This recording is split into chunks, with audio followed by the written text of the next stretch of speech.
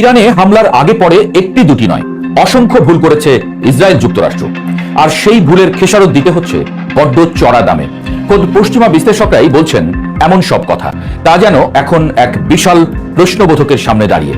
বিশেষ করে ইরানে হামলার পরিকল্পনা এবং এর পরবর্তী প্রতিক্রিয়া মূল্যায়নে ইসরায়েল এবং তার প্রধান মিত্র যুক্তরাষ্ট্রের গণিত যে মারাত্মকভাবে ভুল ছিল, তা এখন সমরবিদদের আলোচনায় উঠে আসছে বারবার। বিশ্লেষকদের মতে তেল আবিব এবং ওয়াশিংটন এমন কিছু কৌশলগত ধারণা নিয়ে এগোচ্ছিল যা বাস্তবতার সঙ্গে সঙ্গতিপূর্ণ ছিল না। আর এই ভুল অনুমানের উপর ভিত্তি করে নেওয়ার সিদ্ধান্তগুলোই এখন বুমেরাং হয়ে ফিরে আসছে। ট্রাম্প প্রশাসনের আমলে ইসরায়েলি সামরিক সক্ষমতা এবং তাদের গোয়েন্দা তৎপরতা নিয়ে অনেক প্রশংসা শোনা গেলেও বর্তমান সংঘাতের ময়দানের ভিন্ন চিত্র ফুটে উঠছে। সমরবিদদের মতে ইসরায়েলি গোয়েন্দারা পরপর তিনটি বড় ধরনের কৌশলগত ভুল করেছেন। তাদের প্রথম ভুলটি ছিল গত বছরের জুন মাসে।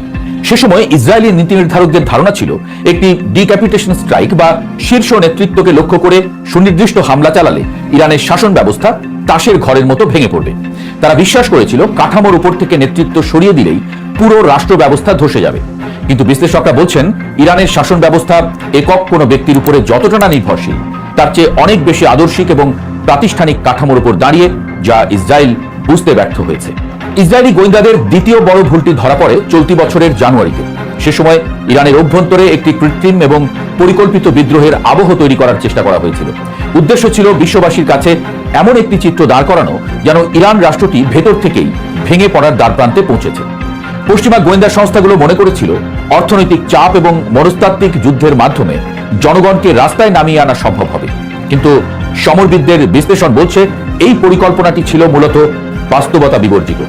যদিও প্রথম দিকে ইরান সরকারের বিরুদ্ধে ফুঁসে উঠেছিল জনতা, কিন্তু তার পরপরই দেখা গেল আবার সরকারের প্রতি সমর্থন জানিয়ে লাখো মানুষ নেমে এসেছে রাস্তায়।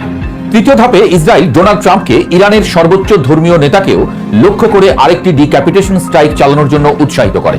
তাদের ধারণা ছিল ইরানে একটি স্বতঃস্ফূর্ত জনসমর্থন তৈরি হয়ে আছে, যারা তথাকথিত স্বাধীনতার জন্য অপেক্ষা করছে, যারা মধ্যপ্রাচ্যে আমেরিকার ভূরাজনৈতিক পরিকল্পনার অংশ হতে মুখিয়ে আছে।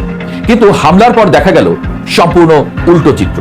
বিশ্লেষকরা বলছেন লাখ লাখ মানুষ প্রতিশোধের দাবি নিয়ে রাস্তায় নেমে আসায় ইসরায়েল এবং যুক্তরাষ্ট্রের পুরো অঙ্কটাই ওলট পালট হয়ে গেছে। জনগণের এই স্বতঃস্ফূর্ত অংশগ্রহণ প্রমাণ করেছে যে বিদেশি হস্তক্ষেপের মুখে ইরানিরা তাদের অভ্যন্তরীণ মতভেদ ভুলে একতাবদ্ধ হতে পারে। প্রতিরক্ষা বিশ্লেষকদের মতে এই সংঘাতের ফলে পুরো অঞ্চল জুড়ে এখন মার্কিন দূতাবাস এবং সামরিক ঘাঁটিগুলোতে হামলার তীব্র উত্তেজনা ছড়িয়ে পড়েছে। প্রেসিডেন্ট ট্রাম্প এখন এক অত্যন্ত জটিল এবং সংবেদনশীল পরিস্থিতির মুখোমুখি। দেশের রাজনীতিবিদ ও রাজনৈতিক বিশ্লেষকদের টকশো শুনতে চ্যানেলটি সাবস্ক্রাইব করবেন এবং ভিডিওটি ভালো লাগলে একটি লাইক দিয়ে আপনার মূল্যবান মতামত জানাতে ভুলবেন না।